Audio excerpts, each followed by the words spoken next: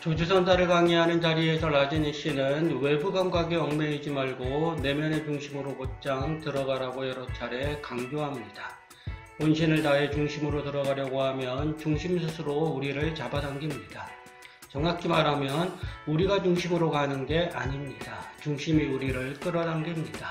그대는 쉬지 않고 헌신의 힘을 다해야 한다. 그 정렬이 문제이다. 사람들은 얼마나 부분적이고 단편적인지 내가 전체성과 절박함에 대해 이야기할 때에도 그것은 다른 사람에게나 해당하는 말이라고 생각한다.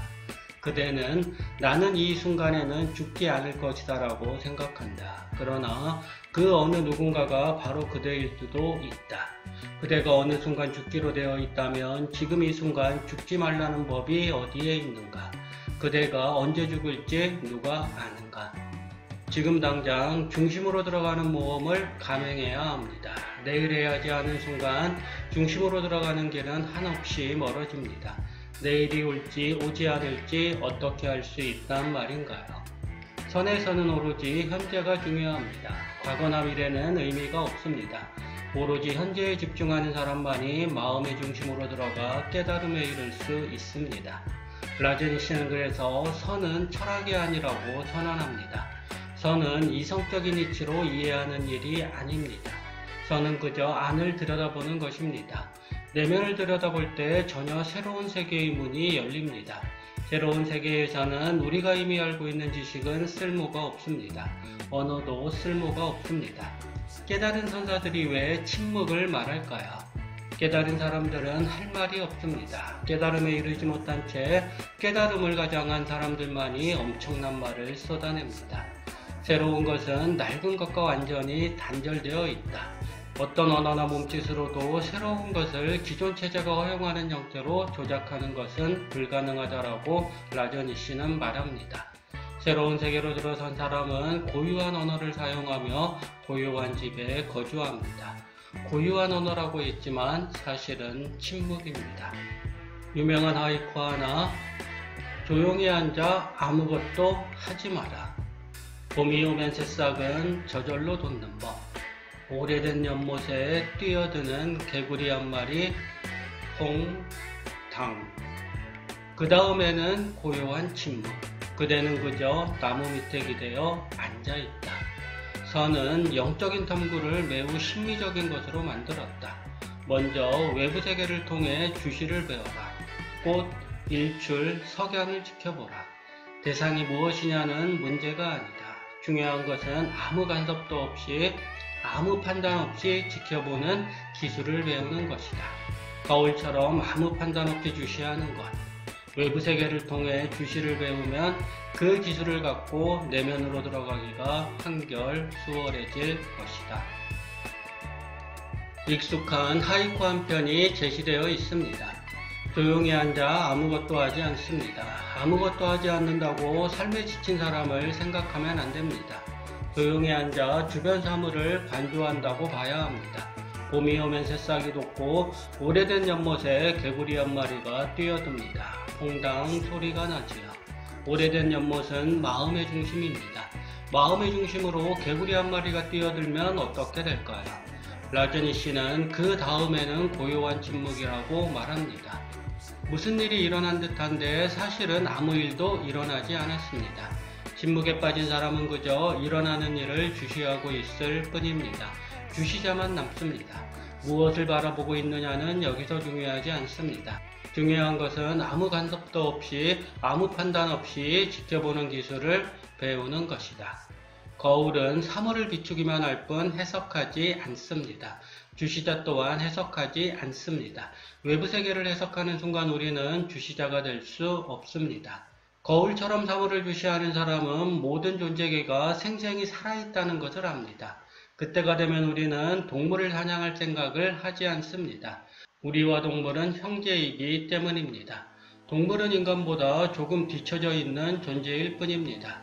그들을 죽이는 것은 곧 미래의 붓다를 죽이는 것과 다르지 않습니다.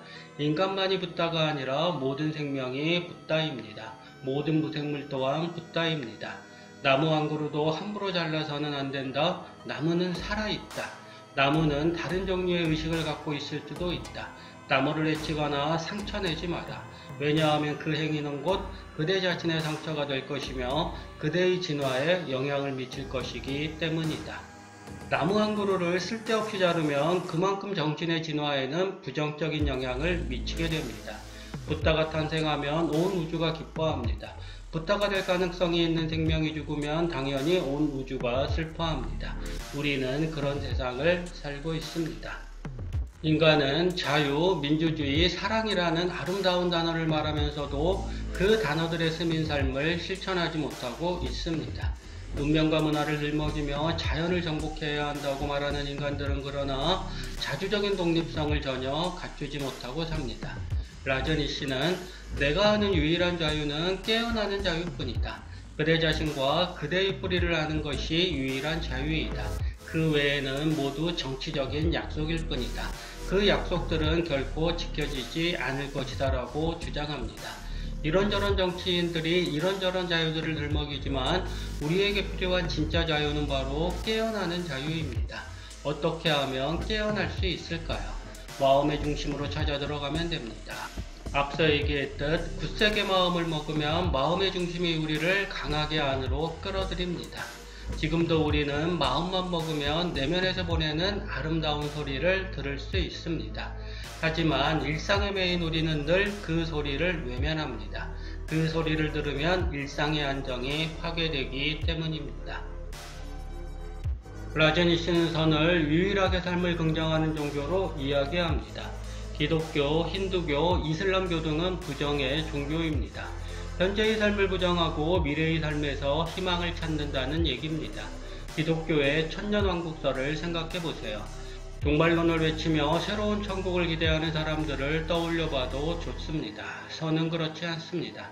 선은 모든 것을 더 높은 곳에 오르기 위한 디딤돌로 변형시킵니다. 현재와 대립하며 현재를 어떻게든 벗어나려고 하는 게 아니라 현재 속에서 마음의 중심으로 들어갈 길을 모색합니다. 선사들이 왜 지금 이곳에 집중하라고 말할까요? 과거와 미래는 없습니다. 다만 현재만 있을 뿐입니다. 삶을 긍정하는 선사들은 그래서 유머를 많이 사용합니다.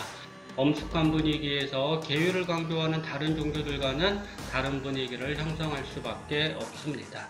라저니 씨는 지금 우리가 믿는 종교들은 우주의 음악과 조화를 이루지 못하고 우주가 주던 춤의 언어를 잊었다고 비판합니다. 왜 이런 일이 벌어지는 것일까요? 이 세상에 사는 우리는 자연에 어긋나는 어떤 것을 요구하고 기대하기 때문입니다. 돈이 그 사람을 대변하고 그 사람을 새롭게 만들어냅니다. 하지만 돈이 아무리 많아도 저승으로 가져갈 수는 없습니다. 단 하나 움직이지 않는 것이 있다. 그것은 그대의 중심이다라고 라저니 씨는 말합니다. 마음의 중심에 뿌리를 내리지 않으면 돈이 아무리 많아도 명예가 아무리 높아도 결국에는 잃을 수밖에 없습니다. 다만 한 가지, 그대의 근원적인 실체는 변하지 않는다는 것을 명심하라. 그것으로 충분하다. 그대는 안전하다. 다른 보장책은 필요 없다. 라저니 씨는 우리 안에 감춰진 이 마음의 중심을 붓다라고 부릅니다. 모든 사람이 내면에 붓다를 지니고 있습니다. 내면의 붓다를 밖으로 끄집어내기 위해서는 방편이 필요합니다. 라저니 씨는 이것만이 유일한 교육이라고 주장합니다. 기존의 교육은 일방적인 가르침에 머무릅니다. 세뇌입니다. 어릴 때부터 교육받은 내용은 도덕이라는 이름으로 우리 마음에 새겨집니다. 내면의 붓다를 가두는 거대한 창살이 만들어지는 것입니다. 가르침은 결코 혁명적일 수 없다. 선생은 기득권층의 하수인이다. 오직 구도자만이 혁명적일 수 있다. 왜냐하면 구도자는 기득권층이 아니며 기득권층에 대한 의무도 없기 때문이다. 그는 모든 관계와 지배 세력으로부터 자유롭다. 그는 홀로 산다. 그는 사자처럼 포효한다. 세상에서 가장 혁명적인 사람은 오직 극소수의 구도자들 뿐이다. 조주는 위대한 혁명가이다. 라저니 씨가 추구하는 정신혁명은 이 세상 모든 사람이 마음의 중심에 자리한 붓다를 발견하는 대로 모입니다. 그것은 말처럼 쉽지 않은 길입니다. 끝이 없는 고통이 기다리는 길입니다. 극소수의 구도자들만이 끝까지 그 길을 걸었습니다. 조주선사가 바로 그런 구도자였습니다.